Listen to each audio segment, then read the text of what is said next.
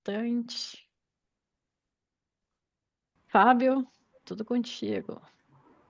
Eu não sei, eu posso começar e aí passo pro O Fábio. Fábio, o Fábio começa e. Ah, ok. Então tá, então posso começar, Marina?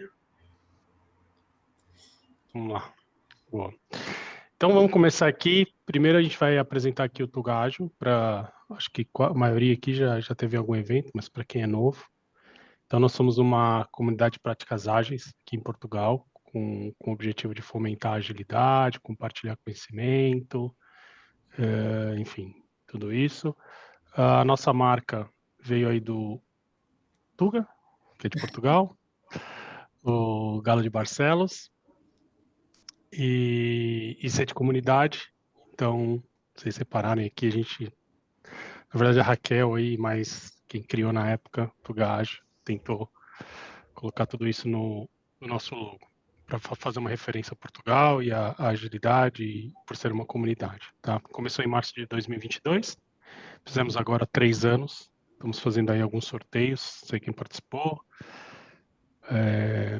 do, dos eventos que a gente faz. Nosso propósito, como eu já falei, é ser uma referência de agilidade, compartilhar conhecimento, fazer a comunidade ágil em Portugal ficar cada vez melhor, com mais conhecimento, com mais pessoas trabalhando com agilidade.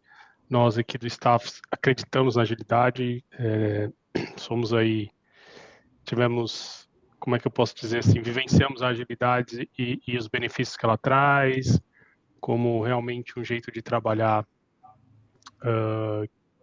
que faz as coisas serem muito mais fáceis, muito mais prazerosas, mais ágeis, com mais qualidade. Então, por isso que a gente está na frente da comunidade exatamente para que isso seja cada vez mais comum e mais praticado dentro de Portugal, tá bom? Então, quem não nos segue, nos segue lá no LinkedIn, no Instagram e tudo mais, para acompanhar o conteúdo, os eventos e tudo mais. A gente já fez 44 eventos, foram 56 speakers, mais de 1.000 pessoas atingidas, tem aí algumas fotos dos nossos eventos.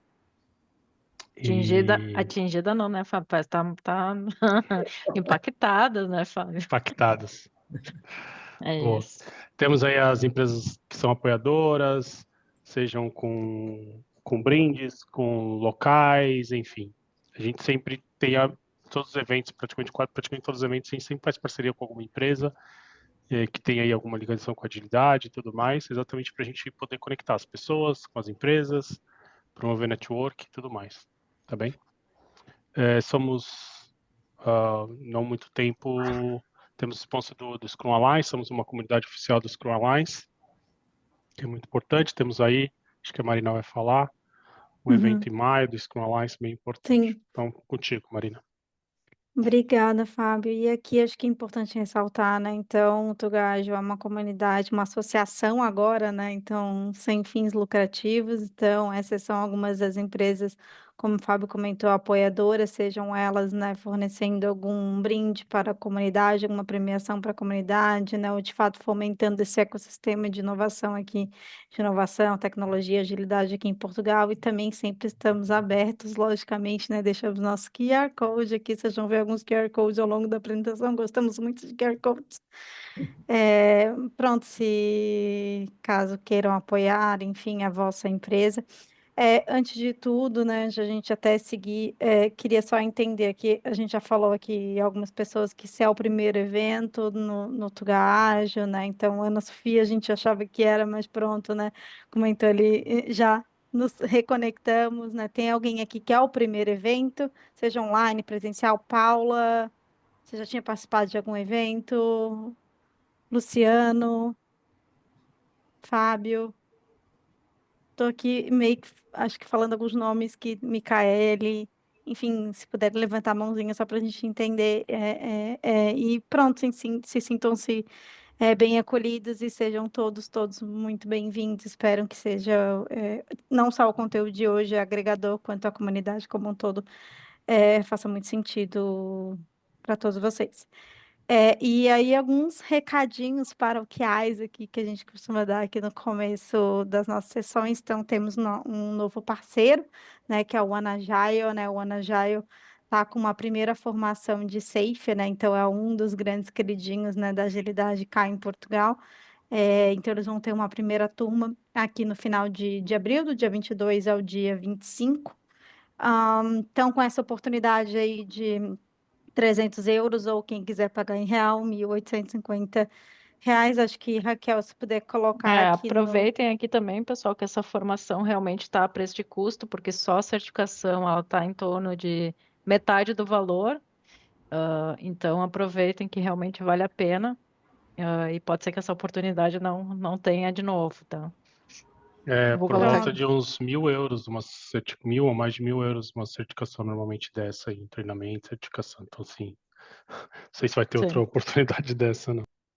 é isso. Boa, boa, gente. Aqui o QR Code vai de fato direto para o link das inscrições, que acho que a Raquel já meteu aqui no chat, mas pronto, se vocês quiserem também conhecer um pouco mais sobre a One Agile, né, e dos facilitadores, né, acho que é bem válido, né, vocês conhecerem, até, enfim, para de fato entender se é isso que vocês procuram, um pouco do background, de fato, dos trainers, né, então basta aí acessar oneagile.com.br e aí para de fato conhecer toda a empresa e os seus trainers. Outro ponto, o Fábio comentou no início, né? Estamos no aniversário do Tugaágio, de 3 anos, né? Então, estamos com uma série de ações aí nas nossas redes sociais, principalmente no Instagram e no LinkedIn. Não vou aqui dar muitos spoilers, né? Deixei de novo, falei que a gente gosta muito de QR Code, então vou deixar um outro QR Code aqui. Mas já tá aqui os links, já tô colocando. Pronto, é isso que eu ia falar, Raquel. Eu pedi para colocar aí o nosso Linktree, que aí vai de fato para todas as, tanto link do canal no WhatsApp, quanto do Instagram, quanto do LinkedIn, e pronto, né? Temos mais algumas ações, tanto algumas que estão ongoing, né? Então ainda dá tempo de participar, quanto outras ainda que estão Estão por por vir. vir. E hoje teremos 2 sorteios aqui, então E hoje fiquem até teremos o 2 final. premiações aqui bem interessantes, né? Que eu já vou falar um pouco delas. E não podíamos deixar de falar do nosso queridinho e tão esperado regional Scrum Gathering, né? Então estamos aí com o nosso regular ticket, R$ 49,90. Vocês podem acessar também o site, Raquel, de novo, se puder colocar aqui no chat, rsglisbon.com, para conferir de fato todos os palestrantes. Empresas que adquirirem aí a partir de 5 ingressos, né, tem um desconto, né, o ingresso aí acaba saindo por em torno de 35 euros, mas aí é conversável, né, a gente pode conversar dependendo da quantidade de ingressos que a empresa queira adquirir em lote, né, então estamos com as condições e no site vocês podem conferir todas as informações de palestrantes, em breve a gente também vai fechar a agenda certinho e disponibilizar por lá. Sim. E dúvidas que tiverem também podem ir contactando o pessoal do Com staff ou certeza. no grupo. A gente está aberto. No grupo, comentários, né, nas redes sociais, tanto do Tugajo quanto no LinkedIn, né, no LinkedIn do Regional Scrum Gathering, então podem nos contactar em qualquer meio, né, que estamos atentos para sanar todas as dúvidas que vocês tiverem. Então, já falando do nosso próximo evento, né, nosso próximo evento ele vai ser presencial em Lisboa, né, sobre liderança, né, então a arte da liderança, como superar obstáculos e construir sucesso, vai ser na Affinity. Deixamos aqui o convite para todos, né? Aqui o QR Code, né? De novo, se lá no Ou Linktree, Meetup. no Meetup, isso exatamente, no Linktree que a Raquel acabou de colocar aqui no chat, tem lá também o link para o Meetup, vocês podem já se inscrever, vai ser no dia 3 de abril, ou seja, na próxima quinta-feira. Perfeito, né? Somos nós aqui, parte do staff, eu, Marina, Raquel, que está aqui, Fábio, que fez a apresentação, né? O Thiago, que também está aqui, Silvia, que também está aqui. Então, somos todos nós aí que fazemos de forma voluntária, mas com muito amor, né? Com muita dedicação à comunidade, né? Fazemos parte do staff do Tuga Ágil e agora, né? Sem mais delongas, vou deixar aí para a nossa speaker brilhante da noite falar um pouco mais sobre agilidade como fator transformador para a IA sustentável e no final a gente vai ter um quiz aí concorrendo a 2 vagas para uma mentoria, né? Cada uma de 1 hora com o Rafael Barreto. E aí depois eu conto mais sobre o que é o Rafael Barreto. Enfim, basicamente ele é um consultor com bastante experiência, né, em Agile, né? Em vários segmentos, predominantemente em IT. Bora lá Então, então, Tereza, é com Tereza. você. Ok, Eu vou interromper aqui meu Ok. E vou agora partilhar aqui o meu ecrã e vou ver se consigo pôr aqui. Já me estão a ver? Já. Sim. Ok. Então, antes de mais, muito boa tarde a todos outra vez e muito obrigada por este convite, para vir falar de uma coisa que verdadeiramente me apaixona, que é sobre a inteligência artificial, mas esta inteligência artificial responsável e sustentável. O meu background é um background muito de negócio. Eu tenho trabalhado sempre nas áreas de marketing, comerciais e de inovação. Já passei por vários setores e ultimamente tenho também dado formação mais nesta área de sustentabilidade num projeto da Nova e, portanto, tenho de facto tentado entrar aqui um bocadinho neste mundo. Portanto, a minha ideia aqui é partilhar algumas ideias sobre estes temas convosco, mas sintam-se também muito à vontade de participar e darem também os vossos inputs, porque isto na realidade é ainda um mundo muito emergente e um mundo novo, onde todos estamos a aprender e para o qual todos podemos contribuir, ok? Pronto, eu começava aqui um bocadinho só por tentar definir o que é isto da inteligência artificial responsável e sustentável, até porque às vezes estes dois termos acabam por ser usados quase como substitutos, apesar de quererem dizer algo um bocadinho diferente. E a responsável tem muito a ver com os temas relacionados com a ética, ou seja, com termos sistemas de inteligência artificial que são justos, que são seguros, que são transparentes, que protegem os nossos dados e, por outro lado, a IA sustentável mais relacionada com sistemas de inteligência artificial que se preocupam em minimizar o impacto ambiental. Em termos latos, e aqui mais agregadores, se quisermos chegar aqui a uma definição, eu diria que a IA responsável e sustentável é aquela que na realidade nos consegue garantir o nosso bem-estar físico, social e económico, quer agora, quer também às gerações futuras. Portanto, há sempre aqui também muito esta lógica de conseguirmos fazer algo de bom e que nos faça ter um futuro melhor para todos. Porque é que este tema é muito relevante e cada vez mais relevante? Eu penso que todos vocês e todos nós já nos deparámos com uma série de notícias em que nos confrontaram com algumas das consequências que resultam da integração da inteligência artificial em algumas soluções que não conduziram aos melhores outputs. Isto, evidentemente, nós sabemos que os sistemas de inteligência artificial têm alguns desafios, mas é extremamente importante e relevante que nós os consigamos endereçar nas soluções que vamos desenvolvendo e, portanto, eu penso que se recordarão seguramente de algumas destas situações, aquilo que aconteceu com a McDonald's, quando o chatbot não conseguia responder de forma correta a alguns pedidos de pessoas, por exemplo, que falavam com sotaques diferentes daquele que era o normal, ou uma ferramenta da Amazon que ligada ao recrutamento que recomendava apenas homens porque o modelo tinha sido desenvolvido em cima de uma base de dados onde a maior parte dos dados carregados eram dados de homens e, portanto, os resultados acabavam por, o output, de alguma forma, representava aquilo que estava nesses dados,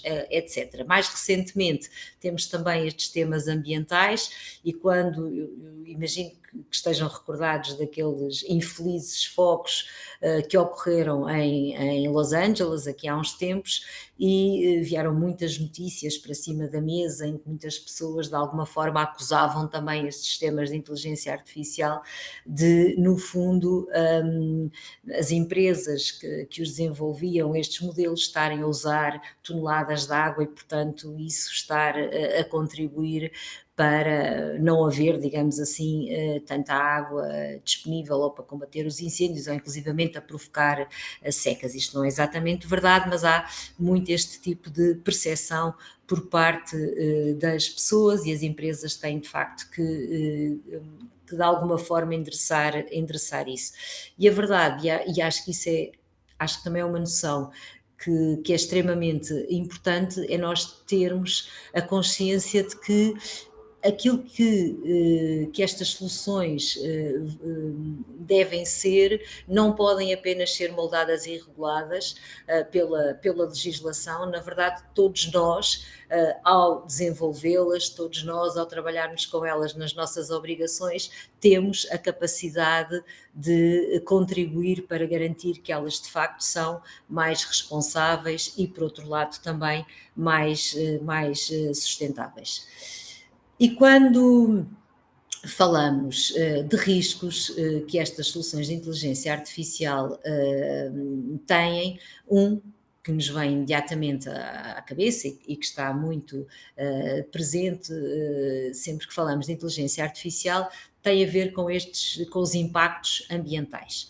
Portanto, a inteligência artificial é de facto uma tecnologia muito consumidora de energia, porque de facto estes sistemas trabalham com grandes volumes de dados e, portanto, o processamento, quer o treino, quer depois a própria inferência, sempre se utilizam os dados, é preciso processar grandes volumes de informação e que são muito consumidores de energia. Isto é apenas há múltiplos dados que tentam estimar de forma o mais fiável possível qual é de facto o impacto no consumo de energia destes modelos. Esta é apenas uma referência que aparece recorrentemente, que nos diz que uma pesquisa, por exemplo, de ChatGPT equivale, usa 10 vezes mais energia do que uma pesquisa da Google, e portanto se pensássemos que todas as pesquisas que hoje em dia são feitas da Google passassem, por exemplo, para um modelo como o ChatGPT, nós conseguíamos ter aqui uma ideia do impacto que isso teria no aumento do consumo anual de eletricidade. Evidentemente que estas empresas, as grandes empresas que trabalham nesta área têm muita consciência deste problema, e é evidente que têm vindo a tentar endereçá-lo de várias formas, mas não há dúvida também que, se nós formos ler os relatórios de sustentabilidade da Google, da Microsoft e de outras empresas nestes últimos anos, vemos um aumento no reporte das emissões de CO2 que emitem e que estão evidentemente associadas à uma maior utilização de inteligência artificial. Outro tema relevante é também o da água. Isto porquê? Porque estes modelos são processados em servidores que aquecem muito, porque têm de processar grandes quantidades de dados e serem utilizados de forma muito, muito intensiva, e o sistema de arrefecimento destes servidores assenta em água e, portanto, esta tecnologia de alguma forma também é intensiva na utilização da água. A água é um recurso escasso, principalmente em algumas regiões, e, portanto, há também aqui alguma polémica relativamente a este tipo de consumos. E aqui também uma referência apenas indicativa é termos a noção de que um chat curto, 20, 50 prompts com o ChatGPT, consome cerca de meio litro de água fresca. Mais uma vez, há também aqui todo um trabalho que está a ser feito para tentar minimizar este impacto, mas não deixa de ser um impacto real. Um terceiro nível de impacto ambiental, que também não é de descurar, tem a ver com o lixo eletrónico, que não para de crescer, e há aqui também uma estimativa, pelo facto da inteligência artificial ir exigir um outro tipo de hardware, eventualmente um hardware mais poderoso, que haja a necessidade de fazer aqui muita atualização de hardware, e isso irá criar também aqui muito lixo eletrónico. Qual é o problema deste lixo? Para além de ser mais lixo que se acumula, há muitas outras pilhas de lixo que nós já temos por aí, é que a verdade é que este lixo eletrónico tem bastantes componentes tóxicas e tem um outro problema que é, não é um lixo onde seja muito fácil separar as componentes e reciclá-las e, portanto, cria aqui também uma complexidade acrescida do ponto de vista da reciclagem, que mais uma vez é também algo em que se está a trabalhar, até porque há um grande interesse em que se consiga reciclar uma grande parte destes componentes, porque alguns destes recursos existem em quantidade limitada no nosso planeta e podem, evidentemente, depois vir a pôr em causa a possibilidade de continuarmos a beneficiar deste tipo de tecnologias se não conseguirmos resolver aqui alguns destes problemas, porque não nos esqueçamos também que sim, esta é uma tecnologia que tem impactos ambientais, mas está também identificada como aquela tecnologia que será uma das mais relevantes e importantes para nos ajudar a resolver uma série de desafios que temos relacionados com a energia, com a água e até com o próprio lixo, porque também é aquela tecnologia que nos permite, de alguma forma, identificar alguns problemas, nomeadamente, por exemplo, no caso da água, identificar onde é que temos pontos de ruptura e, portanto, ajudar-nos a conseguir controlar o desperdício, que é o grande problema na realidade da água, e no caso da energia, por exemplo, é também através da inteligência artificial que nós vamos conseguir otimizar portanto, tudo o que é grid elétrico e, portanto, conseguirmos ser cada vez mais eficientes. Olhando nisto numa perspectiva de negócio, porque é que é importante as empresas endereçarem este tipo de riscos? Porque a verdade é que os consumidores e todos os stakeholders estão cada vez mais conscientes de que estas tecnologias têm um impacto ambiental negativo e isso, de alguma forma, isto é um estudo recente, que foi feito agora muito recentemente no UK, e há vários consumidores que se preocupam e que estão atentos portanto, ao impacto ambiental destas soluções e podem condicionar as suas decisões de compra ou de utilização de uma ou de outra solução consoante aquilo que conseguirem entender que é o impacto ambiental delas próprias. E, portanto, esta é uma das razões pelas quais as empresas devem ter isto em consideração, porque é também um fator de imagem e de competitividade. Outros riscos escondidos da inteligência artificial e que têm também impacto são riscos sociais. Portanto, todos nós temos esta noção, não é? Portanto, os sistemas de inteligência artificial, nomeadamente estes sistemas de inteligência artificial generativa, têm alguns outputs com erros, estes modelos os modelos mais sofisticados, o último dado que eu tinha é que entre 1 a 3 respostas são erradas, e isto em termos médios. Evidentemente que há situações em que o grau de alucinação é bastante superior, nomeadamente se os dados de input não forem tão robustos. Existem temas relacionados com a privacidade dos dados, não se sabe exatamente, inclusivamente há muitas questões, até porque muitas pessoas hoje em dia utilizam estas ferramentas de GenAI, ChatGPTs, etc., e pedem-lhes para avaliar uma série de coisas, desde exame médicos, discutem com elas uma série de dados e de informações, às vezes pessoais, e não se sabe exatamente o que é feita com toda essa informação. Há temas relacionados com o emprego e com a possibilidade da inteligência artificial eliminar uma quantidade significativa de empregos. O último estudo da McKinsey, feito no final do ano passado em Portugal, aponta para a necessidade de requalificar 1.500.000 pessoas nos próximos 5 anos, e entende que cerca de 300 e tal mil empregos podem vir de facto a ser eliminados e terem que ser realocados por causa da introdução desta tecnologia.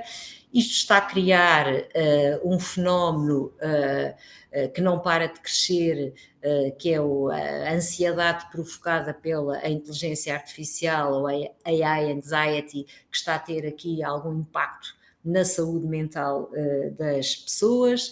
Outros temas têm a ver também com a sofisticação dos algoritmos, que criam aqui mais oportunidade de manipulação das pessoas, e temas também relacionados com a discriminação, e neste caso aqui um bocadinho ligados à falta de acessibilidade de alguns públicos, como por exemplo pessoas de escalões económicos mais desfavorecidos, ou até mulheres, a este tipo de tecnologia que, convenhamos, é uma tecnologia infraestruturante, é uma tecnologia com a qual todos teremos que trabalhar no futuro, e portanto as pessoas que de alguma forma fiquem excluídas de a conseguirem aprender e dominar terão seguramente mais dificuldade em poderem, nem que seja, trabalhar nos próximos anos. Do ponto, porque é que nós nos devemos preocupar com isto? Porque se as pessoas estão preocupadas, e eu diria que isto, por exemplo, no caso das empresas, se os colaboradores estão preocupados, e isto acho que é um tema que interessará seguramente a quem trabalha na gestão de projetos deste género, há aqui, naturalmente, aumenta a resistência à adoção deste tipo de tecnologias, e nós já sabemos que normalmente a resistência à mudança e à adoção de novas tecnologias é difícil. Mais ainda será se de facto as pessoas tiverem preocupações fortes relativamente à sua adoção. E não há dúvida de que esta ansiedade é real. A maior parte das funções, como eu tinha explicado e que está aqui neste primeiro gráfico, está muito exposta à inteligência artificial, em particular nas economias mais evoluídas, que são economias mais assentes em serviços, e não há dúvida de que há uma grande ansiedade por parte dos colaboradores, numas funções se calhar um bocadinho mais do que outras. Há funções onde a inteligência artificial se calhar já entrou um bocadinho mais, e portanto as pessoas sentem um bocadinho mais isso. Um dado extremamente curioso foi este que foi agora revelado num estudo também muito, muito recente, que acabou de sair, feito nos Estados Unidos, que é esta percentagem de colaboradores da geração Z, até mais novos, que afirmam ou que demonstram estar a sabotar os esforços de integração e de implementação de inteligência de Gen AI nos processos, e basicamente aquilo que alegam, e depois eu tenho esta informação um bocadinho mais à frente, é precisamente isso. Portanto, é o medo que têm desta tecnologia de alguma forma substituir uma parte das suas capacidades, e portanto deixarem de ser relevantes e deixarem de ter o emprego, ou terem esta preocupação de perder emprego. E portanto, mais uma vez, há que ter isto em consideração quando desenvolvemos estes projetos, encontrar aqui formas de dar um bocadinho a volta a isto, caso contrário isto dificulta seguramente a vida. Temos também ainda outros temas relacionados, neste caso, outros riscos, neste caso relacionados com a governança. Portanto, a desinformação é algo que se fala muitíssimo, e estes temas conseguirem amplificar e propagar muito facilmente muita desinformação.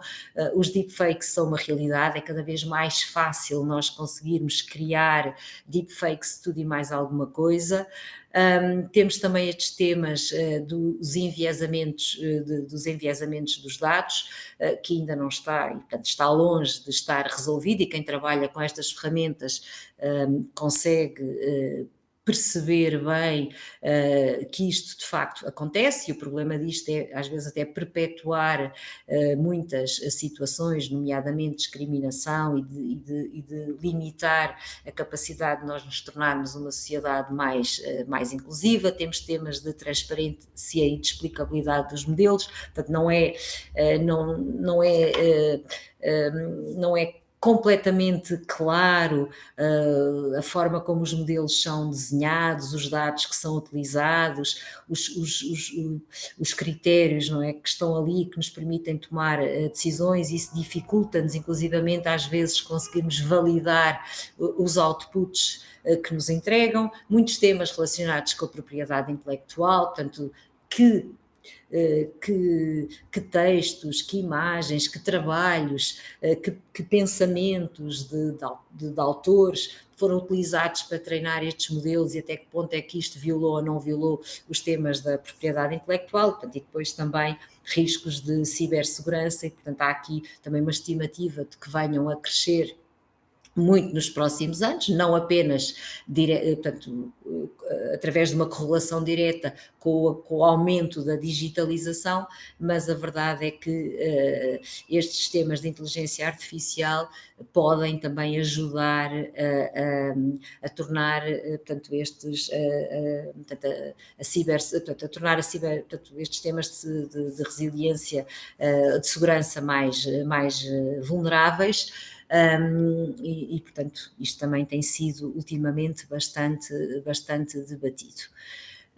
O que é que acontece? Portanto, aumentando a percepção de risco, há uma pressão maior para aumentar a regulação, e nós já vamos tendo aqui uma série de riscos tecnológicos como sendo considerados riscos de altíssima gravidade e até existenciais.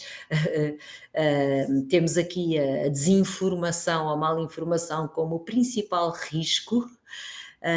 Neste último ranking dos riscos do World Economic Forum, não é?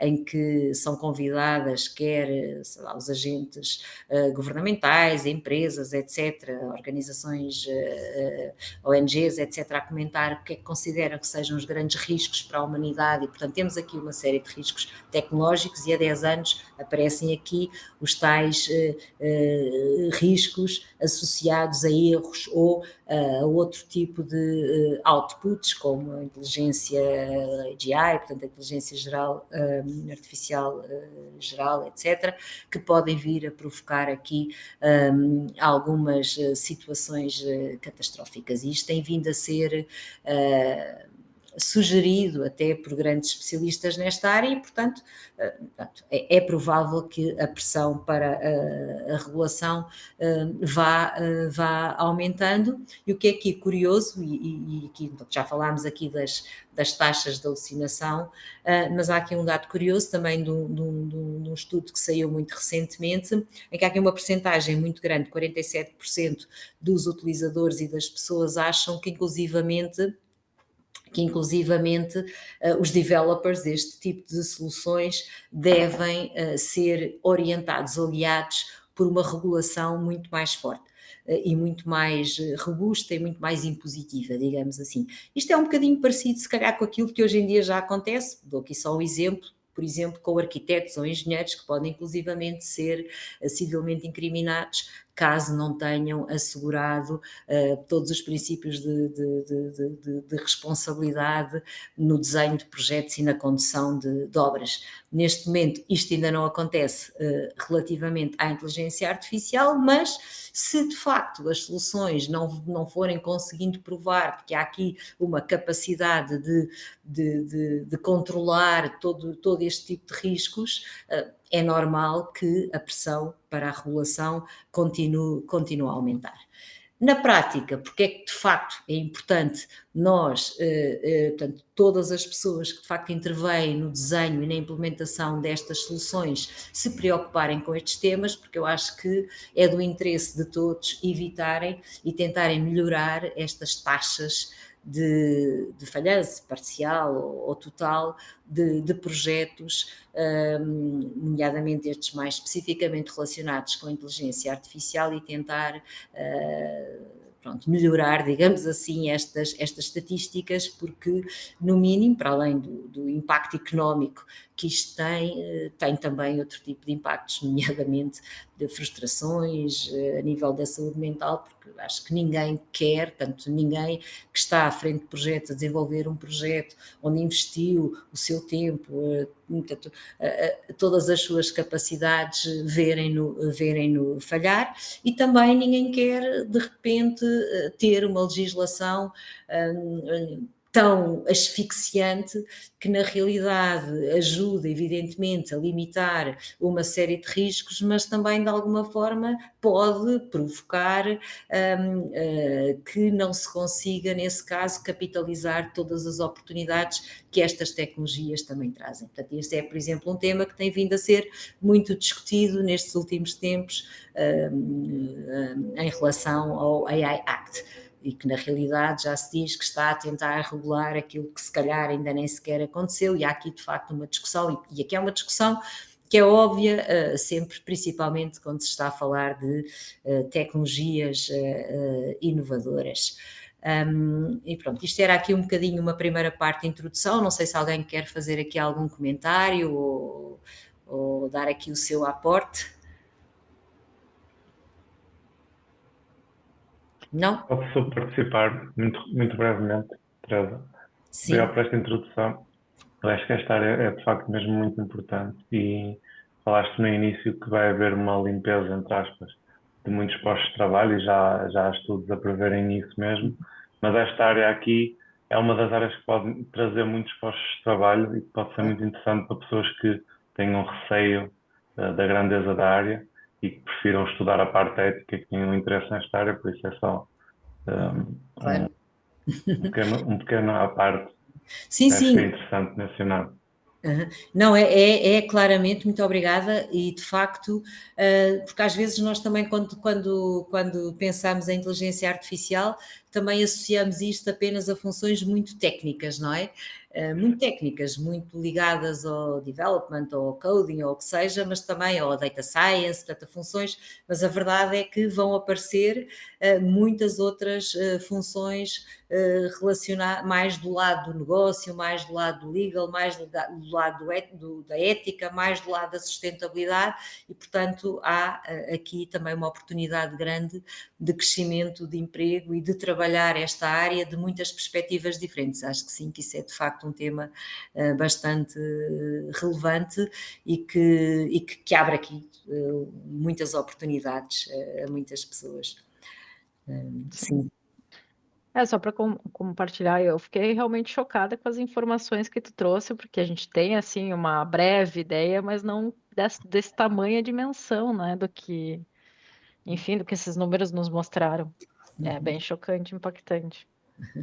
Sim, isto é um mundo novo. Eu costumo dizer que é sempre bom, não é? Isto, na realidade, não é que na inteligência artificial não se fala há muitos anos, mas na realidade temos aqui também uma oportunidade de, em parte, começar de novo e, portanto, se calhar tentar começar logo melhor, não é? Começar logo bem, porque hoje em dia, pronto, também temos mais a capacidade de saber mais facilmente, temos mais informação também sobre todos estes impactos, não é? Portanto, isto de alguma forma também acho que nos dá aqui a responsabilidade de podermos tomar melhores decisões na medida do possível.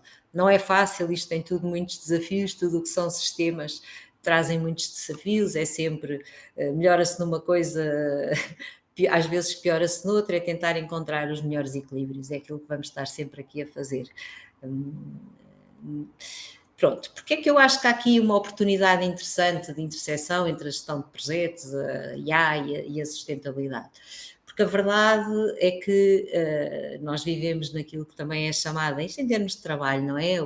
A era da project economy. Nós hoje em dia trabalhamos, na maior parte das empresas, nós trabalhamos cada vez mais em projetos, e isto também vai ser, esta também é uma tendência que não vai parar de crescer, portanto é também uma área onde todos nós devemos investir, ou seja, conhecermos estas metodologias de trabalho através de projetos. Há muita gente a trabalhar e cada vez mais, este número provavelmente já foi ultrapassado, isto era uma estimativa da PMI de 2020, portanto, se calhar daqui a 2 anos vão estar mais de 100 milhões de pessoas a trabalhar em gestão de projetos, o que significa que estes milhões de pessoas que vão trabalhar na gestão de projetos podem, de facto, contribuir para garantirmos que temos estas soluções mais responsáveis e mais sustentáveis. E porquê é que eu acho que, nomeadamente, estas metodologias de gestão de projetos Agile são muito interessantes para assegurar estas soluções mais responsáveis e mais sustentáveis? Primeira coisa é esta noção, é que, de facto, a inteligência artificial é algo, eu se calhar não sei se escolhi aqui a palavra certa, mas na realidade é algo imprevisível. Eu que o imprevisível no sentido do variável, há alguma variabilidade, nomeadamente estes modelos de inteligência artificial generativa são um bocadinho como sistemas vivos. Porque os próprios inputs estão sempre a mudar, portanto são modelos que vão aprendendo, vão mudando e portanto exigem de facto, nós não podemos desenhar um produto ou uma solução e depois esperar que aquilo funcione para o resto da vida, não, é preciso de facto estar sempre a olhar, portanto, a olhar para eles e a perceber como é que estes modelos vão evoluindo. E isto um bocadinho em todas as fases, quer na fase do desenho, mesmo na própria fase do desenho, pode haver aqui a necessidade de fazer muitas iterações até termos, digamos assim, uma solução robusta, mas depois isto não pode ser abandonado. E, portanto, a adaptabilidade é uma necessidade de qualquer produto ou solução com inteligência artificial e, portanto, eu acho que quem trabalha já com este tipo de metodologias conhece, e, portanto, tem este mindset e, portanto, diria que está bastante bem preparado para conseguir integrar equipas que, no fundo, trabalham este tipo de projetos e de soluções. Por outro lado, a inteligência artificial e estas soluções são complexas. E são complexas não só porque, de facto, trazem estes desafios, como que obrigam a trabalhar, se calhar, ou integrar no seu desenho vários tipos de disciplinas e de experiências. Nesta fase é ainda mais complexa porque o nível de conhecimento das várias pessoas nas várias equipas também é muito dispar. E, portanto, isto também são uns dados interessantes que saíram de um estudo, num estudo recente, em que há quase 70% dos executivos que acham que a adoção da inteligência artificial está a criar uma série de tensões e de divisões dentro da própria empresa, que tem muito a ver com isto. Tem muito a ver com níveis de conhecimento muito diferentes, por exemplo, se calhar pessoas da IT ou Data Scientists que conhecem muito bem e percebem muito bem como é que funcionam estes modelos, são capazes de perceber o que é que podem e o que é que não podem fazer. Se calhar uma pessoa de negócio não tem a mínima noção e, para além disso, ouve falar de tudo aquilo que nós já ouvimos, há muitos riscos aqui em cima da mesa, portanto há aqui muitos receios, muitos medos, isto torna tudo muitíssimo complexo. O que eu também acho que é muito interessante nesta metodologia é o facto dela também, de alguma forma, obrigar ou motivar a integração e o trabalho em equipas, nomeadamente equipas multifuncionais, e de ter em consideração, de tentar integrar e articular vários tipos de stakeholders em vários momentos da fase do processo, que neste caso e neste momento, pelo menos, que esta tecnologia atravessa, é absolutamente essencial. E finalmente, porque a IA é controversa, aqui está portanto, as pessoas têm opiniões sobre se de facto esta é uma tecnologia que deve ser usada ou não deve ser usada, se faz sentido, portanto, há pessoas que têm medo, há pessoas que lhes apetece imenso usar isto, porque veem aqui a oportunidade, outras só veem desafios e problemas, e portanto, mais uma vez, tendo em consideração que estas metodologias também se centram muito no cliente ou no utilizador e entender as várias necessidades dos stakeholders e ouvi-los ao longo também de todas estas fases do processo e tentar endereçar tudo aquilo que levantam, acho que também é extremamente interessante para ser utilizada no desenvolvimento destas soluções. Portanto, eu diria que a agilidade, sendo adaptativa, sendo colaborativa e tendo esta centralidade no cliente, parece-me, de facto, a metodologia perfeita para responder portanto, às exigências deste tipo de projetos. E vocês que são os grandes especialistas em Agile, concordam ou não concordam?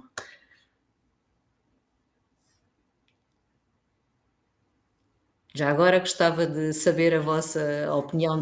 Sem dúvida, eu ando nos últimos meses trabalhando com IA e uma das coisas básicas é ciência de dado, plataforma de dado, enfim, vai ter várias disciplinas aí, treinamento de modelos, enfim, vai ter diversas competências para poder montar um sistema que use IA ou seja lá o que for.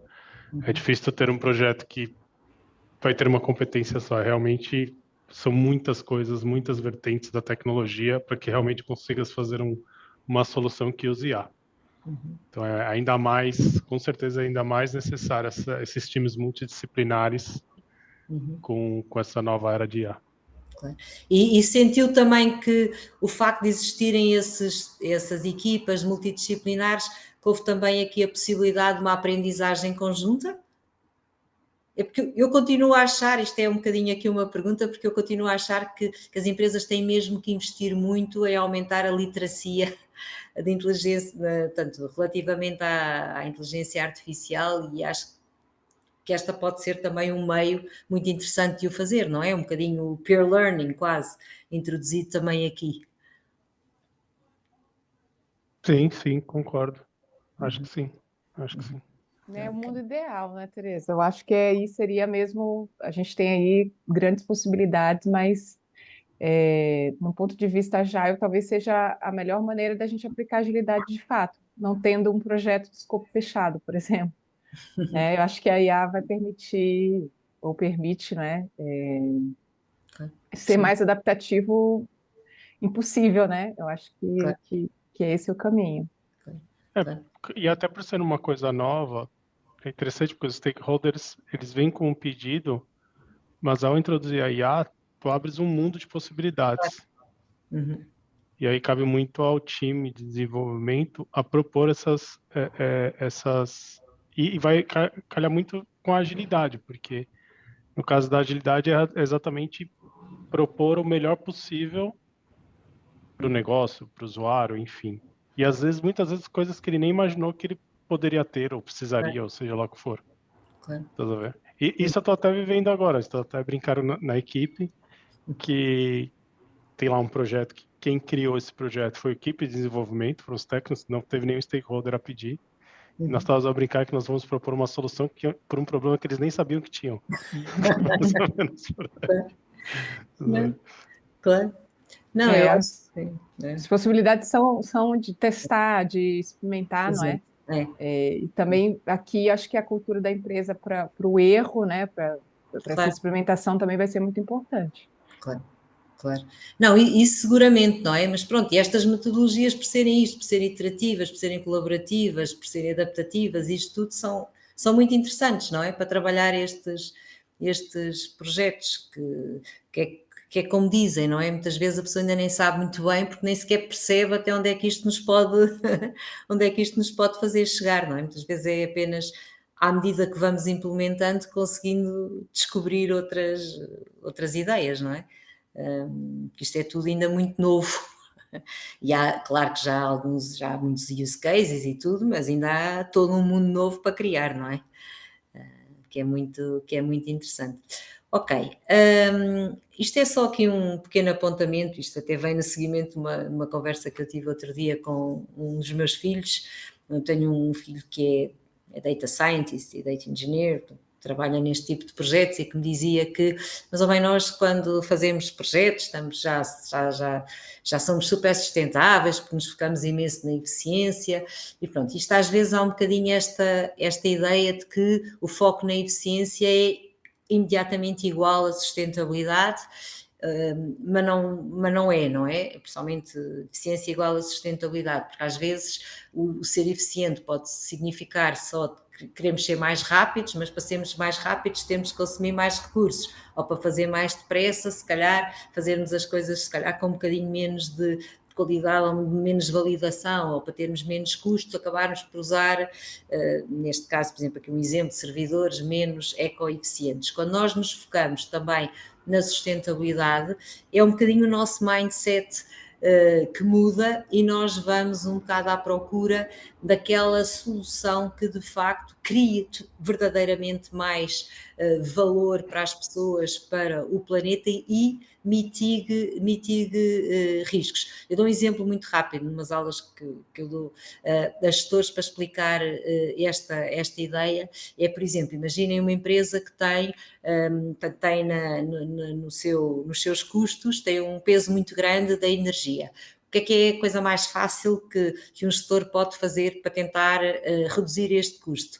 Normalmente aquilo que nos vem logo à cabeça é renegociar o contrato com o fornecedor de energia, e ficamos todos contentes porque de repente conseguimos um ganho de menos 5%. Mas isso se calhar não é de facto sustentável a prazo, porque na realidade o que é sustentável a prazo, e se eu introduzir aqui a lógica da sustentabilidade, não apenas a lógica, neste caso, da eficiência de custos, aquela que vai ser a minha preocupação é reduzir o consumo de energia, encontrar formas de utilizar menos energia. E depois até posso à mesma ir tentar renegociar o valor com os fornecedores, mas já consegui uma coisa que é muitíssimo mais sustentável a prazo. Se o valor voltar a subir, eu se calhar não aumento os meus custos por causa disso. Por outro lado, ao fazer isto, posso ter outro tipo de ganhos. Por exemplo, de repente posso-me até tornar carbono zero, por alguma razão, e conseguir ter uma certificação que me pode ajudar do ponto de vista do negócio. Portanto, aqui um bocadinho esta ideia de que às vezes vale de facto a pena não nos focarmos apenas na eficiência, mas encontrarmos também estas oportunidades na sustentabilidade. E, portanto, ainda por cima, como o Manifesto Agile fala disto, não é? Eu acho que há aqui, de facto, uma grande oportunidade para todas as pessoas que trabalham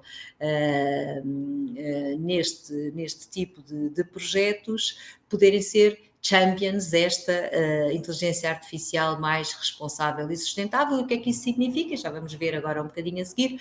Incorporar estes princípios e depois métricas de responsabilidade e sustentabilidade nos vários fluxos de trabalho, ser capaz de promover esta colaboração multifuncional, portanto, integrar estes vários tipos de equipas e, portanto, também ter um bocadinho de noção do que é que são estes princípios e de como é que eles podem ser de alguma forma integrados e incorporados, e evidentemente motivar os vários stakeholders e tocantes, quer naquilo que é a tecnologia da inteligência artificial, quer naquilo que é a inteligência artificial responsável e sustentável.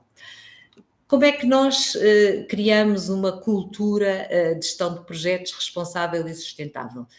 Primeiro que tudo, temos que dar visibilidade a estes temas, e não se consegue dar visibilidade a estes temas sem os termos presentes e, portanto, sem mapearmos os impactos, os riscos e as oportunidades que estão nestes projetos que nós estamos a desenvolver, ou nestas soluções que estamos a desenvolver, para depois podermos pensar em estratégias de mitigação e depois podermos ir medindo se de facto estamos ou não a conseguir mitigar esses riscos, porque há aquele velho princípio que todos nós, penso eu, conhecemos e que é muito verdadeiro, que aquilo que não se mede, não se vê e não se faz. E, portanto, muito importante, eu sei que já se faz de alguma forma isto, portanto a análise de riscos é algo que faz parte sempre de um projeto e de uma gestão de projetos, mas agora é olhar para isto do ponto de vista destes riscos que falámos aqui, destes riscos mais de impactos de responsabilidade e de sustentabilidade.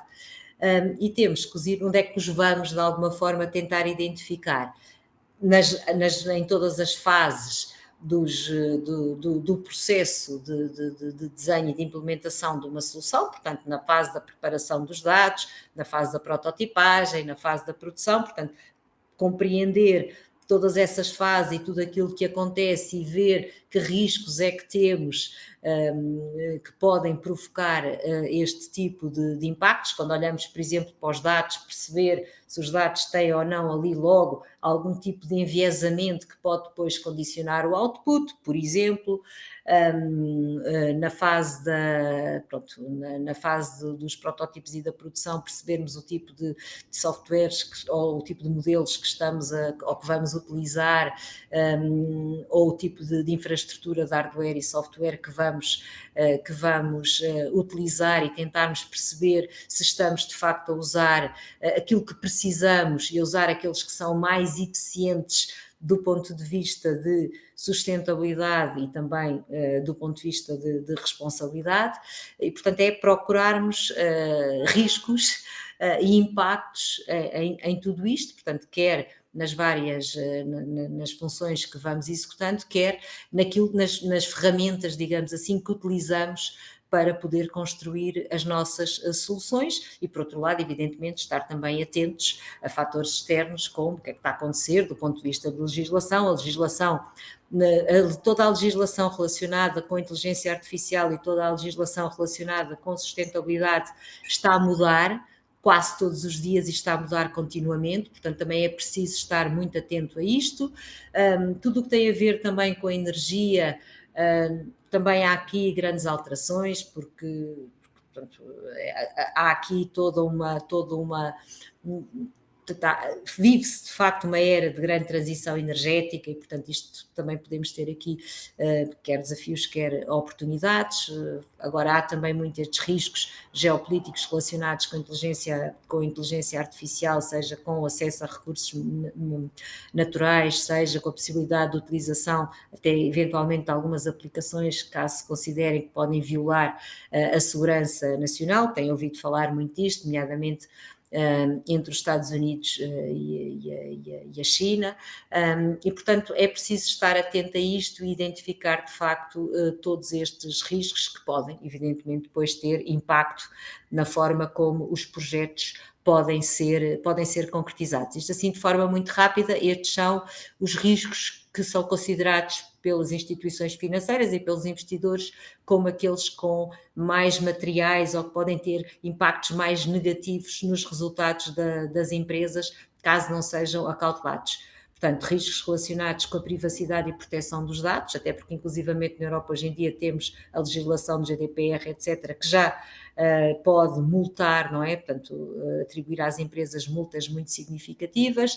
Temos estes temas relacionados também com os riscos relacionados com o consumo de energia, com as emissões, tendo em consideração que também há, nomeadamente na Europa, uma legislação bastante que começa a ser algo restritiva, nomeadamente para as grandes empresas, relativamente àquilo que as empresas podem fazer para limitar as emissões e, mais uma vez, também estar atento a estes riscos relacionados com o emprego e com os impactos destas soluções no emprego, porque, de facto, isto também pode levantar aqui danos, pode causar danos na reputação das empresas e causar, inclusivamente, também muita instabilidade social, que, por sua vez, depois também tem impactos nos resultados da empresa. Portanto, se de facto as economias começarem a colapsar porque as pessoas ficam sem empregos, deixa de haver emprego para todos, para quem desenha soluções de inteligência artificial e para quem não o faz.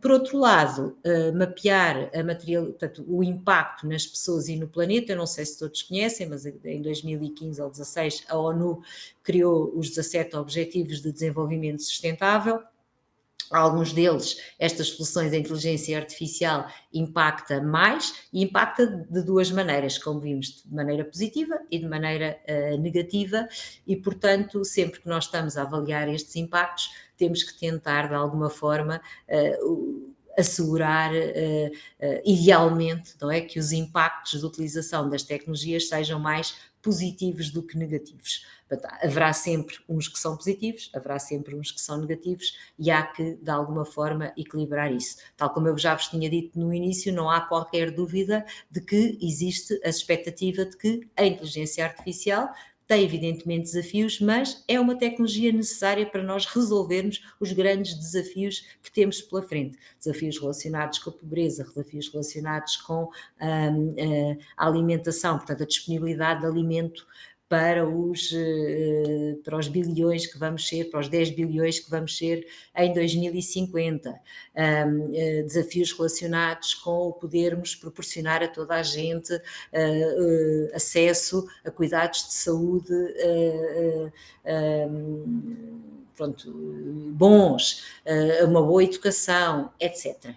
E, portanto, precisamos da inteligência artificial, mas precisamos de a saber, de facto, implementar da melhor forma. Identificados que estão os fatores de risco, e cada solução, cada empresa e cada projeto tem os seus, isto é apenas um exemplo, portanto, isto não há uma... cada projeto tem que identificar e ser capaz de identificar os seus fatores de risco. Isto é, por exemplo, uma pergunta que me fazem muitas vezes. Então, mas quais é que são os fatores de risco da minha empresa? Os fatores de risco da sua empresa dependem do seu negócio, dependem do contexto em que opera, depende do seu modelo de negócio, depende da forma como faz. Isto é sempre aqui um bocadinho, isto é tudo, evidentemente que nós sabemos que tipicamente há riscos relacionados com energia, ou com dados, ou com gestão, mas para cada solução há riscos que estão mais presentes e que têm mais materialidade, como vimos ali, do que outros. Portanto, é necessário identificá-los, esses fatores de risco, é necessário e faz sentido que se pense em estratégias de mitigação. O que é que eu posso fazer para evitar, que é o ideal, não é? Fazer com que este risco não exista, ou existindo e tendo que existir sempre, como é que eu consigo mitigar, minimizá-lo. Depois, criar uma métrica para o poder medir e criar um KPI ou indicador-chave para poder medir a sua evolução. Por isso é que nós falamos sempre disso, mesmo quando ouvirem falar do ESG, o ESG pede às empresas que identifiquem precisamente isto: fatores de risco, métricas e estes indicadores-chave para podermos medir a sua evolução. Eu deixo-vos aqui, portanto, esta apresentação depois é partilhada, estão aqui alguns links para algumas ferramentas, se calhar algumas já conhecem, outras eventualmente não, para algumas ferramentas que vos podem ajudar a fazer, a medir o impacto de algumas das soluções que estejam a desenvolver. Atrás estava também um link para uma da Deloitte, que desenvolveu um calculador que permite identificar a pegada de carbono de um projeto. Faz-vos assim uma série de perguntas que vos perguntam onde é que estão, o use case, o tipo de modelo que estão a pensar usar, pronto, e mais uma série de perguntas, e depois dá-vos logo um scoring. Acho que é interessante para poderem pelo menos ter uma noção do tipo de questões que são levantadas, e se quiserem ter também aqui um bocadinho uma noção do impacto de algumas das coisas que vão fazendo, nem que seja de forma aproximada, porque isto também não é fácil de medir de forma absolutamente rigorosa, mas acho que é interessante termos uma noção aproximada daquilo que podem ser os impactos, e também vos dá ideias seguramente de como é que podem eventualmente mitigar alguns destes impactos. Outra noção que eu acho que também é muito importante é que esta responsabilidade deve ser efetivamente partilhada, e por isso é que é muito importante que todas as pessoas nestas equipas tenham noção destes temas da responsabilidade e da sustentabilidade, que isto faça parte de facto do mindset, que aprendam o que é que podem ser fatores de risco, estratégias de mitigação, como é que podem medir, como é que o tipo de KPIs, porque é muito mais fácil se todos falarmos, digamos assim, uma linguagem comum para que isto, pronto, entranhe e que passe a estar normalizado e que passe a entrar, digamos assim, de facto, nos projetos.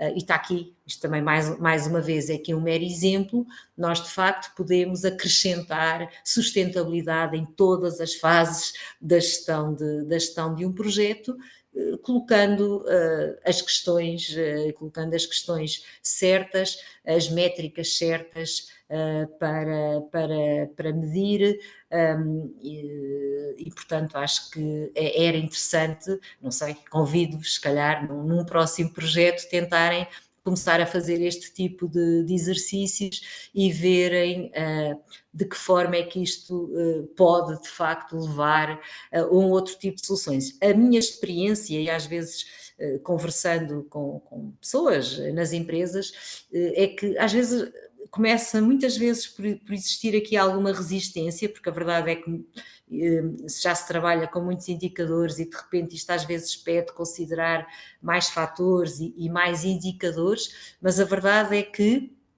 aquilo que tem vindo também a ser demonstrado por muitos estudos são duas coisas. Primeiro, que projetos que integram este tipo de fatores têm normalmente taxas de concretização, taxas de sucesso maiores.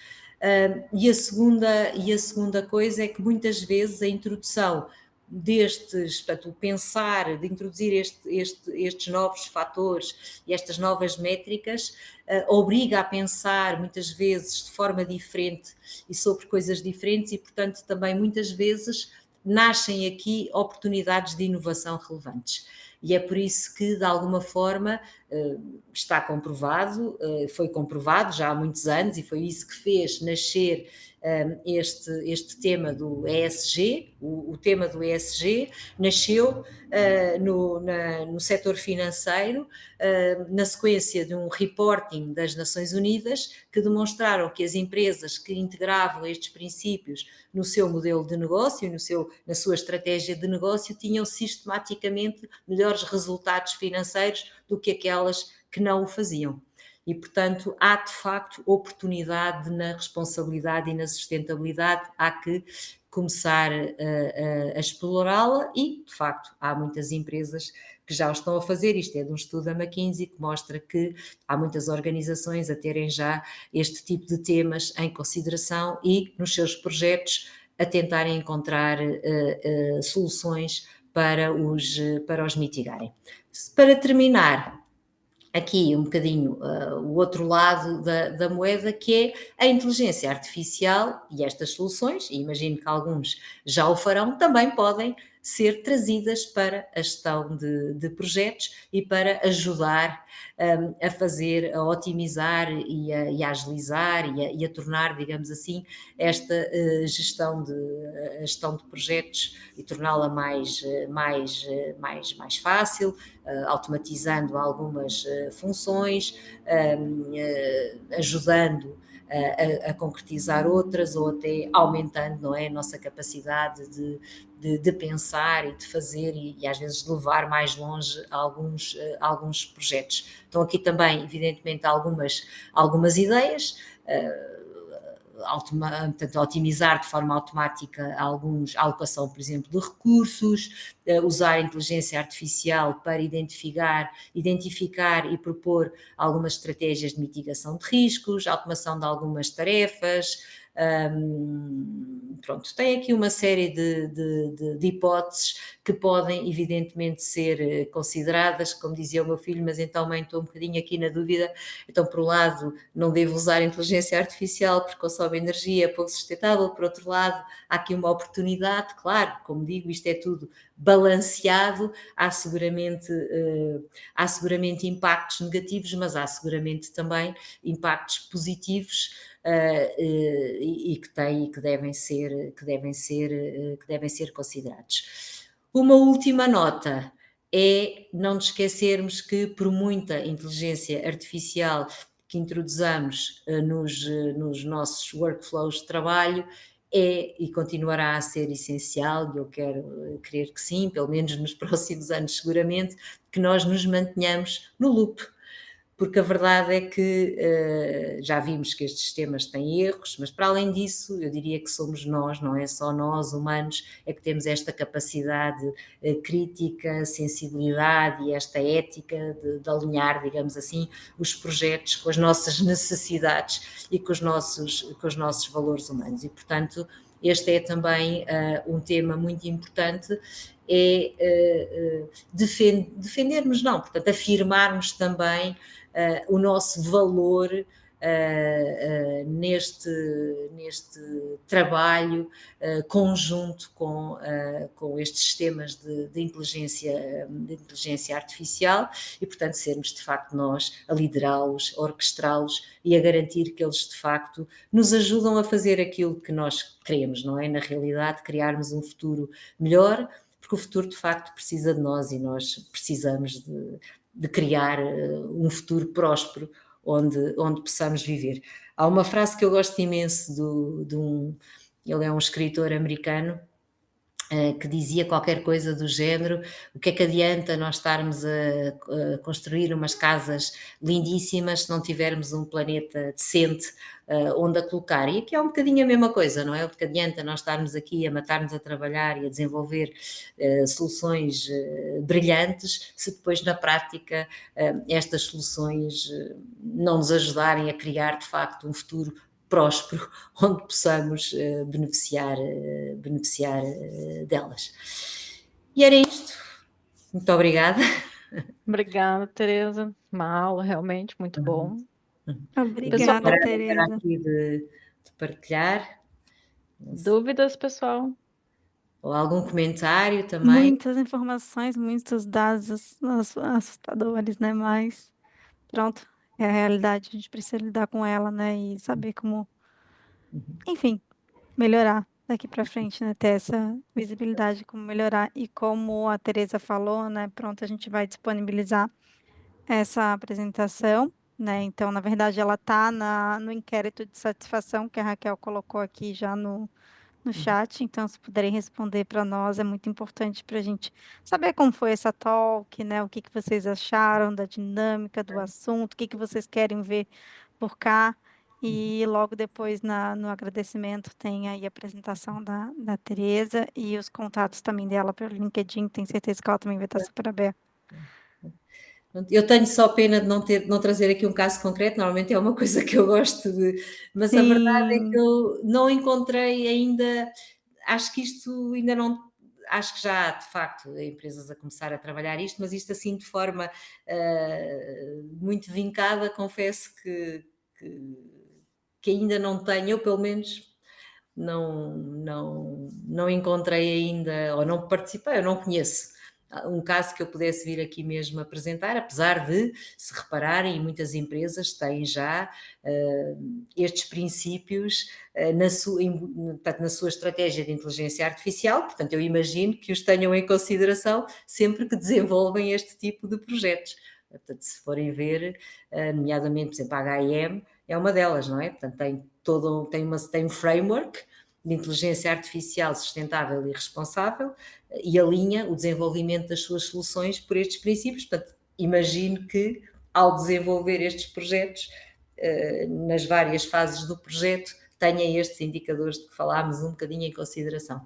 Mas confesso que não conseguia trazer aqui um caso, mas se alguém depois tiver, acho que pode ser interessante partilhar. Não, acho muito bom, Teresa. Muito obrigada pelo seu tempo. Isso, Vai, Raquel. obrigada. Eu vou parar a gravação, então, pessoal. Quem quiser participar, então, do nosso sorteio aqui, Marina pode passar lá para o sorteio, no quiz. Boa, então só